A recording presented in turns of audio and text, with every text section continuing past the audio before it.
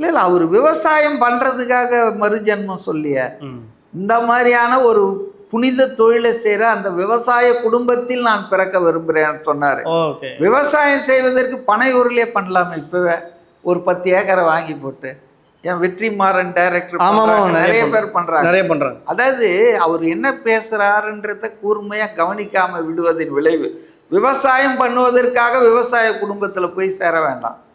விவசாயம் யார் வேணாலும் பண்ணலாம், தேவை பணம் நிலம் நீர் இதுதான். அதனால் அவர் என்ன சொன்னார்னா, விவசாய குடும்பம் விவசாயிகளை ஹைலைட்டில் வச்சு ஈக்குவல் டு காட், சோறு போடுறவங்க அவங்கள நினைக்காம இருக்க முடியாது எப்பவுமே, அந்த மாதிரி குடும்பத்தில் நான் பிறக்க விரும்புகிறேன்னு சொன்னார்.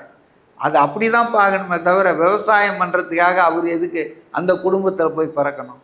இப்போல்லாம் ஷூ கம்பெனிலே பிராமின்ஸ் ஒர்க் பண்ணுறாங்க தெரியுமா உங்களுக்கு?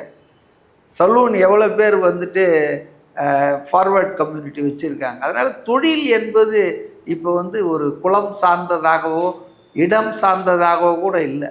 அதனால் அது ஒன்றும் பிரச்சனை இல்லை.